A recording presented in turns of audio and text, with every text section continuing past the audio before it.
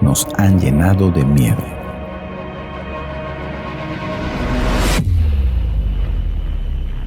El miedo es un sentimiento de protección, pero también puede ser la fuente de malas decisiones. Alguien se puede equivocar por miedo. Por ejemplo, hay gente que corre en la dirección contraria a causa del miedo. Hay quienes dejan un buen empleo por miedo. Otros no inician un negocio por miedo. Algunos se casan por miedo. No tienen hijos por miedo. Se enferman a causa del miedo. Se alejan de sus comunidades por miedo o se aíslan a causa del miedo. El primer sentimiento negativo que tuvo el hombre fue miedo. Génesis capítulo 3, verso 10, dice: Te oí en el huerto y tuve miedo y me escondí. Deuteronomio capítulo 1, verso 28, dice: ¿A dónde subiremos? Nuestros hermanos nos han atemorizado. En la Nueva Versión Internacional dice: nos han llenado de miedo, diciendo: el pueblo es más grande y más alto que nosotros. Las ciudades son grandes y fortificadas hasta el cielo, y además vimos ahí a los hijos de Anac. Una cosa que vemos acá es que el miedo es contagioso. Interesante ver cómo el miedo puede extenderse tan fácilmente, cómo el pueblo de Israel fue llevado de nuevo al desierto a causa del temor y la falta de fe. 40 años tuvieron que pasar dando vueltas en el desierto a causa del miedo. Siempre le temieron a algo que ellos nunca pudieron comprobar ni experimentar. ¿Acaso conocían a los hijos de Anac? Temían a causa del testimonio de otros. ¿Y qué si eran mentiras lo que dijeron aquellos 10 espías? ¿Qué si fue una historia inventada? ¿Cómo puede alguien ser estorbado en su vida cristiana por situaciones irreales, inexistentes o falsas? Aquellos 12 hombres habían sido escogidos dentro de los mejores de cada tribu, comisionados directamente por Moisés para ir y espiar la tierra prometida. Estamos hablando de la tierra prometida, la tierra que Dios había ofrecido entregar a su pueblo en heredad. Desde el momento en el que Dios lo dijo, era una verdad que no iba a cambiar. La verdad no es cambiante. Cuando Dios dice algo, ¿eso es cierto? Sí o sí.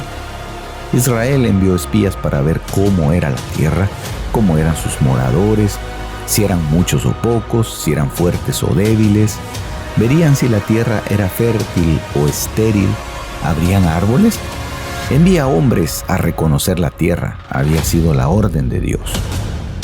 Dios no les estaba pidiendo su opinión acerca de si podrían o no entrar a poseer la tierra. Simplemente los enviaron como una delegación de reconocimiento.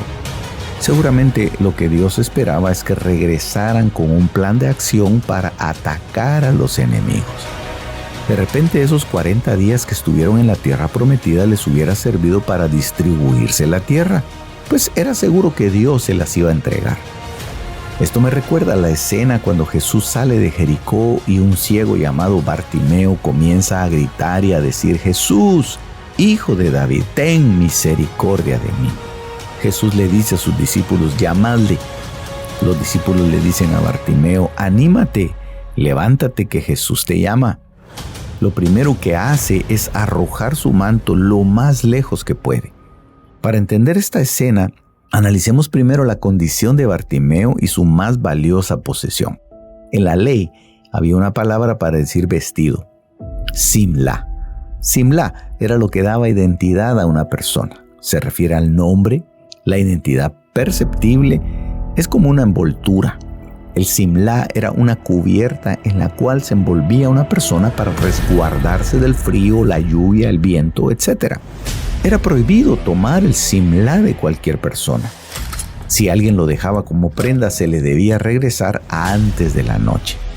El simlá era lo que nunca se envejeció mientras el pueblo anduvo en el desierto. Era simlá lo que diferenciaba a un hombre de una mujer. Deuteronomio 22:5 dice: no vestirá el hombre simlá de mujer, ni la mujer simlá de hombre. Era el simlá lo que definía si una mujer era virgen o no.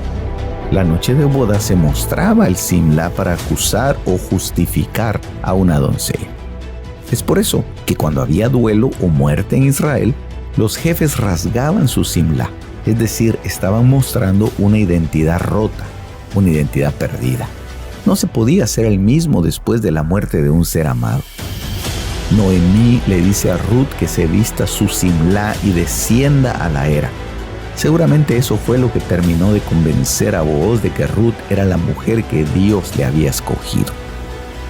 Isaías capítulo 4 da cuenta de 7 mujeres que pretendían llevar el nombre de un hombre pero vestirse con una simlá propia, es decir, no estaban dispuestas a adquirir la identidad de sujeción, respeto, sumisión del hombre que las iba a cubrir.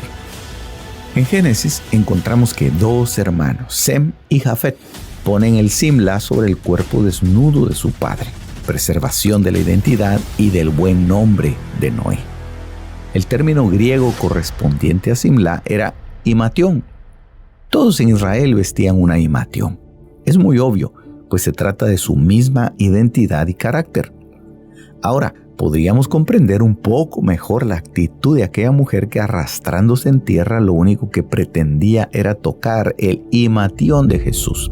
Ella se decía a sí misma: si tan solo alcanzo a tocar lo que identifica a este hombre llamado Jesús.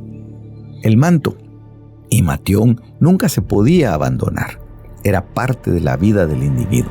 Una persona sin imatión era como un ser despersonalizado, un objeto o algo inservible, algo sin valor. No había prenda más importante que el imatión. Según Marcos 6:56, la voz se ha de haber corrido dentro de todos los pueblos vecinos, pues cada día había más gente que se acercaba a Jesús con el solo propósito de tocar su imatión. Y dice la Biblia que aquellos que lograban hacerlo quedaban completamente sanos. Dicho esto, volvamos ahora a la historia de Bartimeo el ciego. Bartimeo sabía que su más preciada posesión era el manto de ciego que poseía. Lo había protegido del sol durante el día, lo calentaba por las noches en los momentos de soledad. Su más valiosa posesión, como cualquier buen judío, era su manto de identidad, su imatión. Según Mateo, el ciego Bartimeo no estaba solo mendigando junto al camino. Había otro ciego junto a él. Los dos gritaban detrás de Jesús, pero solo Bartimeo tuvo la valentía de arrojar el manto antes de recibir su milagro. Posiblemente el otro ciego no estaba tan seguro de que sus gritos tendrían una buena consecuencia. Quizás ni creía posible que recibiera algo de Jesús. Acompañó a Bartimeo, aunque no muy convencido de ello. Los 2 ciegos fueron sanados, recibieron la vista. Uno de ellos, solo al ver el milagro, tuvo el valor de soltar su manto. Bartimeo pudo creer aún antes de que se le abrieran los ojos. Ahora, volvamos al primer relato. Israel se encontraba frente a la tierra prometida. Dios les había dicho que la iban a poseer y que encontrarían reposo en ella. El pueblo, a pesar de que Dios les había hablado directamente, a pesar de que habían visto los milagros que Dios hizo en Egipto, a pesar de que con sus mismos ojos habían contemplado el Mar Rojo abriéndose para que pasaran al otro lado, a pesar de que fueron conducidos en medio de grandes maravillas, a pesar de eso y mucho más, prefirieron creerle a los espías. ¿Por qué fueron tan convincentes estos 10 espías? ¿Fue más aceptable el testimonio de estos hombres que la palabra que el Señor les había dado estando en Egipto? ¿Se les olvidaría acaso que la palabra de Dios nunca falla? ¿Pensarían que Dios había cambiado de opinión y que ahora quería destruirlos? ¿Por qué iba Dios a querer destruirlos? Si tan solo este pueblo hubiera tenido la fe de Bartimeo. Josué, Caleb, Aarón, Moisés no se esperaban esta reacción por parte del pueblo. Es que no pudieron despojarse del manto de esclavitud que traían de Egipto. El ciego Bartimeo no prestaba atención a la oposición de los discípulos. Sabía que Jesús lo podía sanar y en el momento en el que se le dijo: «Anímate, Jesús te llama», supo que su identidad de ciego iba a cambiar. Su pobreza y mendicidad terminarían. No era necesario ver para comprobar el milagro. Si Dios lo dijo, Él lo haría. No era necesario que los espías regresaran con muestras de la tierra prometida para empezar a hacer planes. Por lo menos, no debieran haber necesitado pruebas de que tal tierra prometida realmente existía. Leamos Marcos 5:35. Dice la palabra que mientras estaba todavía hablando, vinieron de casa del oficial de la sinagoga diciendo: tu hija ha muerto. ¿Para qué molestas aún al maestro? Pero Jesús, oyendo lo que se hablaba, dijo al oficial de la sinagoga: no temas, cree solamente. En esta escena encontramos a Jairo en medio de dos opiniones distintas. Una que le asegura con hechos que su hija estaba clínicamente muerta. La otra de que no debe perder la fe de ver a su hija completamente sana. Siempre, la opinión más fácil de creer es aquella que nos genera seguridad a través de los hechos, aunque pueda resultar más dolorosa. Para Jairo, era más fácil creer al acta de defunción de la niña, pues seguramente venía respaldada por un especialista. Los hechos respaldaban esa mala noticia, y aunque era muy dolorosa, era más fácil y más razonable. La opinión de Jesús era más difícil de recibir. Jesús no había estado en la casa de Jairo. Jesús no conocía a la niña y tampoco conocía el estado delicado en el que ella se encontraba. Proverbios 22:13. El perezoso dice: hay un león afuera, seré muerto en las calles. Muchos actúan como el perezoso. Asumiendo que afuera hay un peligro, prefieren no moverse. Sabiendo que Dios los está llamando hacia afuera, prefieren quedarse dentro de la zona cómoda de su vida. En nuestra vida, no debiera ser necesario que constantemente nos estén recordando los milagros que Dios dijo que iba a hacer. No debiéramos necesitar una muestra del poder de Dios para comprobar que lo que Dios ha dicho realmente está dispuesto a cumplirlo. Ya lo dijo Samuel el profeta. También la gloria de Israel no mentirá ni cambiará su propósito, porque Él no es hombre para que cambie de propósito. 1 Samuel 15:29. ¿Fue acaso un error haber enviado a estos hombres a espiar la tierra prometida? ¿Qué acaso Dios quiso darles mayor seguridad en lo que les había prometido? Dios va a seguir adelante en sus planes hacia nosotros. Y lo único que nos pide es que creamos lo que Él está haciendo y lo que Él hará. Es nuestro deber ahora despojarnos del manto de ciego y echarlo de nosotros. Entender y creer la palabra que dijo Isaías respecto a su promesa.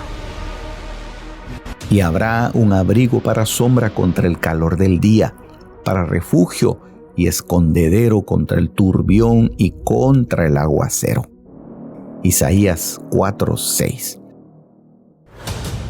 Y será aquel varón como escondedero contra el viento y como refugio contra el turbión, como arroyos de aguas en tierra de sequedad, como sombra de gran peñasco en tierra calurosa. Isaías 32,